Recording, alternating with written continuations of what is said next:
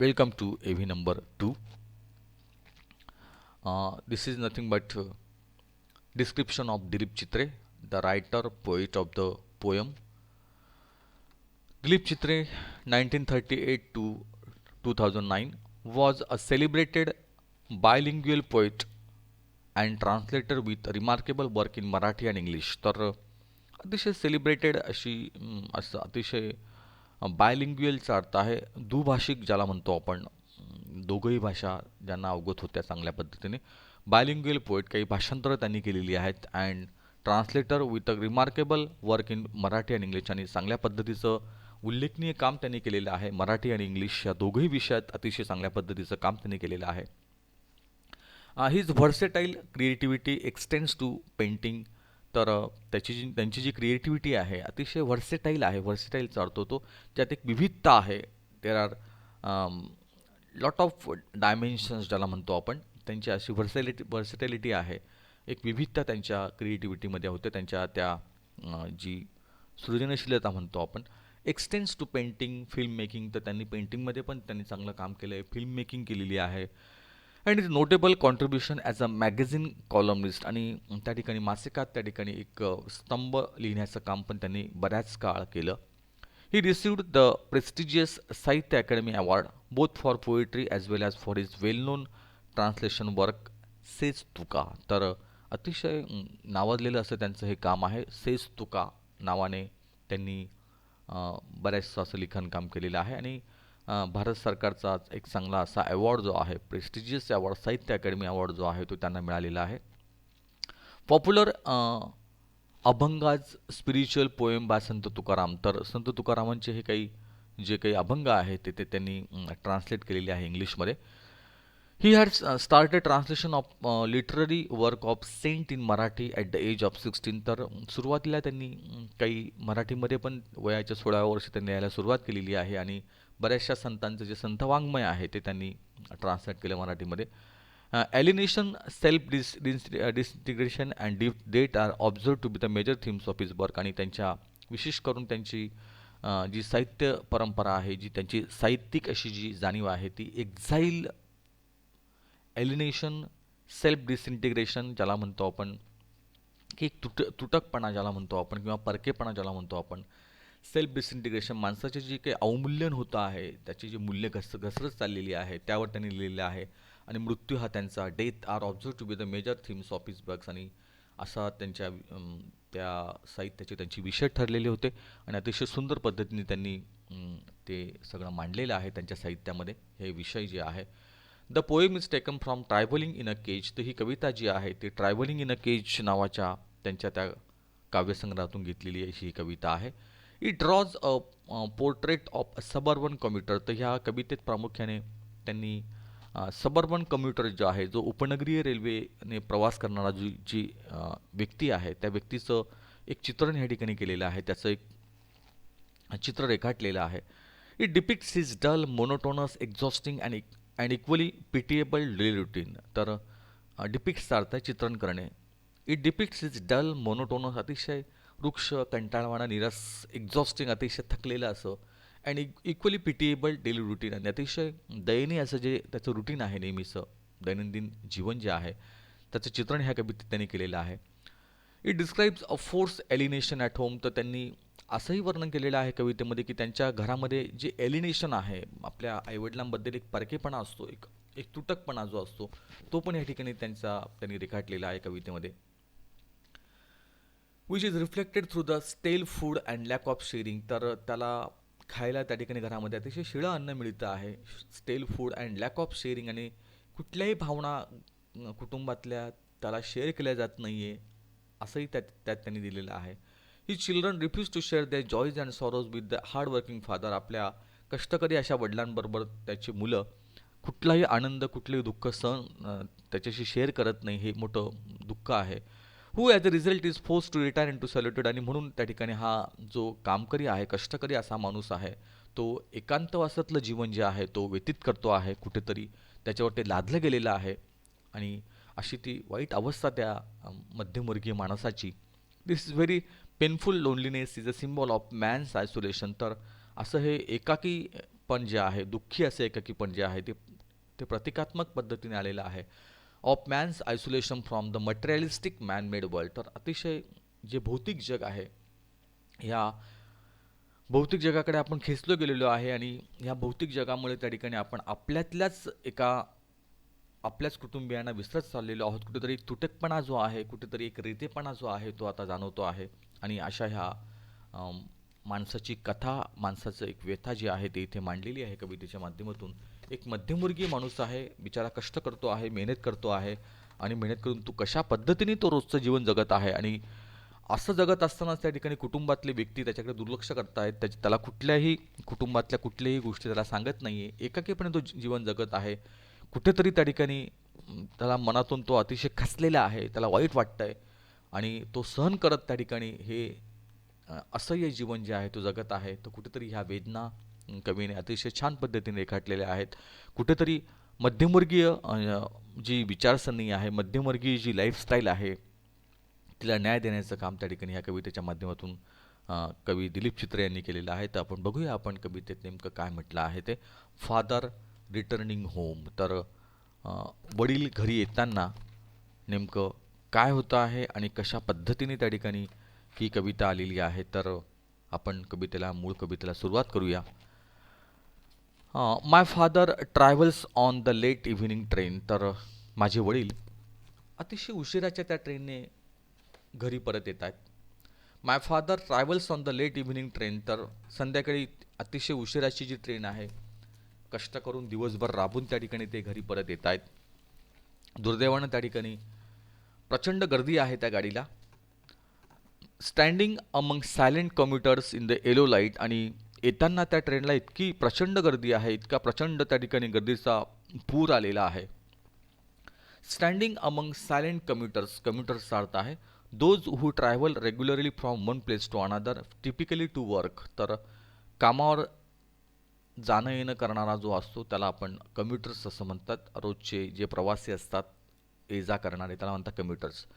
आणि उभं राहून त्या ठिकाणी हा प्रवास त्या वडिलांचा चाललेला आहे. In the yellow light. त्या पिवळ्या रंगाच्या प्रकाशात त्यांचा तो प्रवास जो आहे तो चाललेला आहे. Suburbs slide past his unseen eyes. आणि हे सबर्ब जे आहेत, हे जे उपनगर आहेत, slide past his unseen eyes. त्याला इच्छा नाही आहे त्याला बघण्याची इच्छाच नाही की त्या ठिकाणी त्या गाडीतून काय चाललेलं आहे. जी उपनगरांची एक एक स्टेशन त्या ठिकाणी येतं आहे आणि ते निघून जातं आहे. अनेक वर्षांपासूनचा हा प्रवास चाललेला आहे आणि त्याला तर कुठेही त्या बाहेरच्या त्या दृश्यांना पाहावं असं त्या वडिलांना वाटत नाही आहे. बिचारा अतिशय खाली मान घालून त्या ठिकाणी आपले ते वडील ते प्रवास करतायत. एका गांजलेल्या अशा त्या माणसाचा प्रवास जो आहे, इथेच आपण नीट बघितलं तर एक चित्र या ठिकाणी समोर दिसतंय बघा. या ठिकाणी in this picture here the journey in the train is given and in this way he is totally exhausted, totally tired.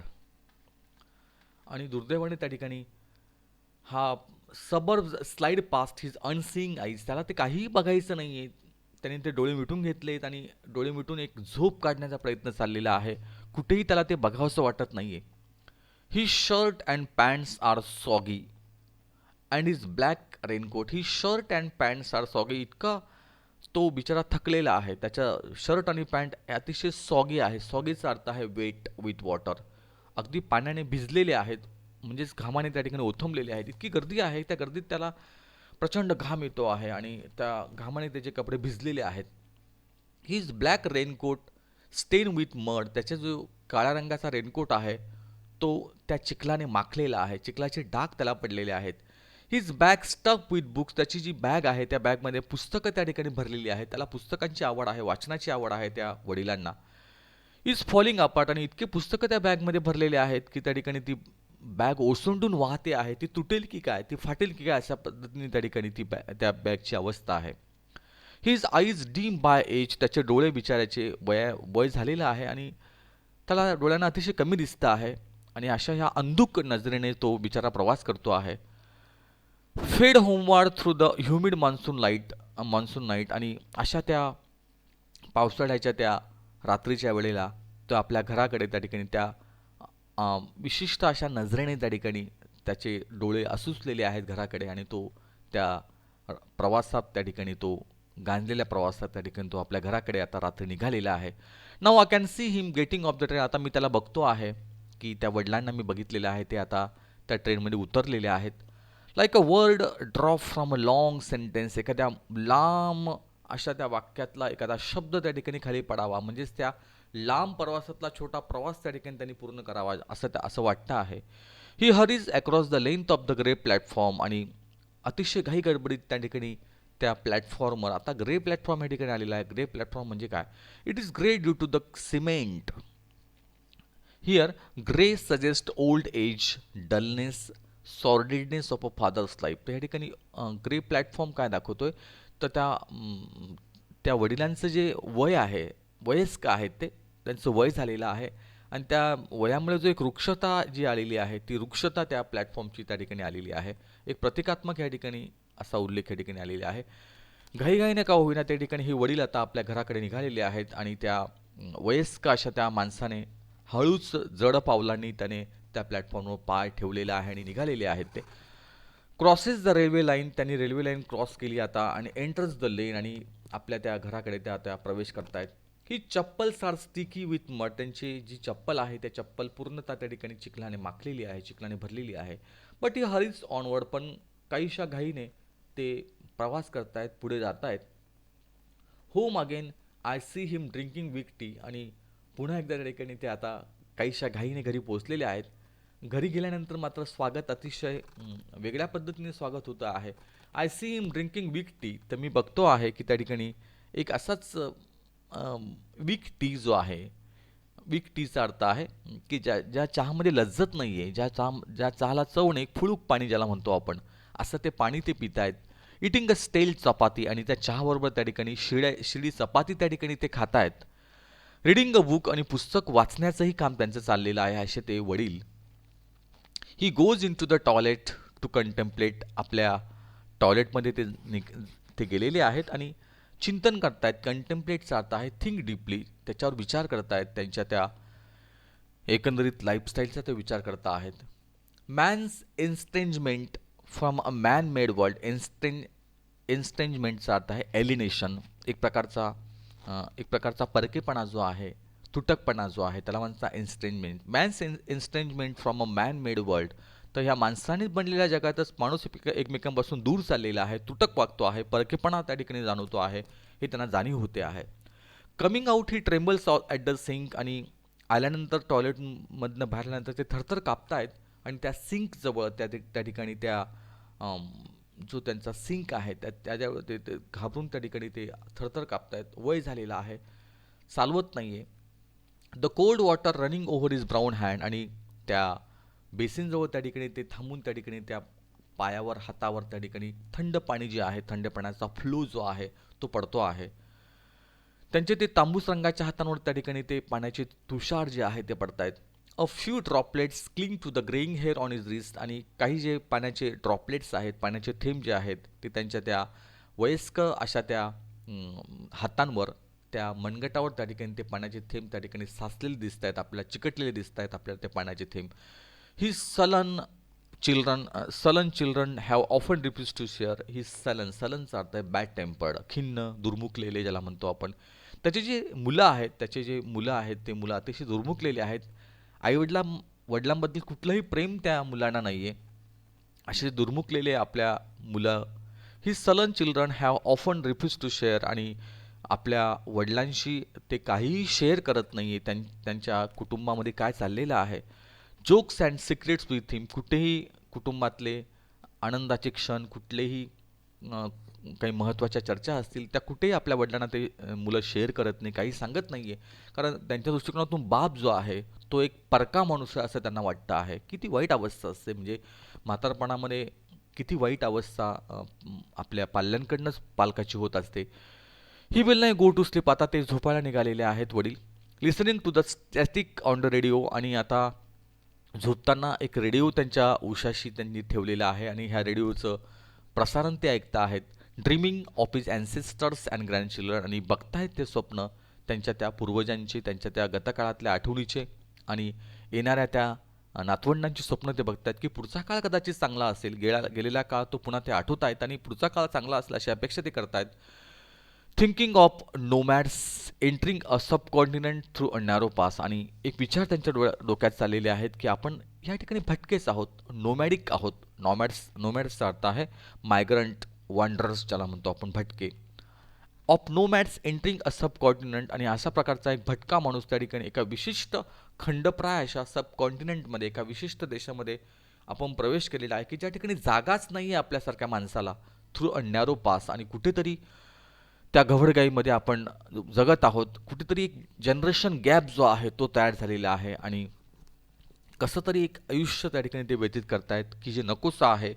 एका असहाय्य माणसाचं चित्रण या ठिकाणी लेखकाने केलेलं आहे. आणि असा हा आपला बाप, असा हे आपले वडील, ज्या वडिलांना त्या ठिकाणी आपण किती पद्धतीने आपण कसं वागत असतो, कसं जगत असतो, त्या वडिलांशी कसं वागत असतो, आणि कुठेतरी ही तुटकता जी आहे तिच्यावर आपण विचार केला पाहिजे. आणि कुटुंब म्हटल्यानंतर त्या ठिकाणी एकत्रित शेअर, केअर आणि कोऑपरेशन, लव ह्या गोष्टी त्या ठिकाणी येतात. त्या येणं अतिशय महत्त्वाचं आहे असं मला वाटतं. आणि कुठेतरी आपल्या ह्या वडिलांच्या एक निरागस भावना ज्या आहेत त्या इथे आपल्या दिलीप चित्रे यांनी अतिशय ज्वलंत शब्दामध्ये, अतिशय अंगावर येणाऱ्या शब्दामध्ये त्या ठिकाणी केलेलं असं चित्रण अतिशय मनाला भावतं.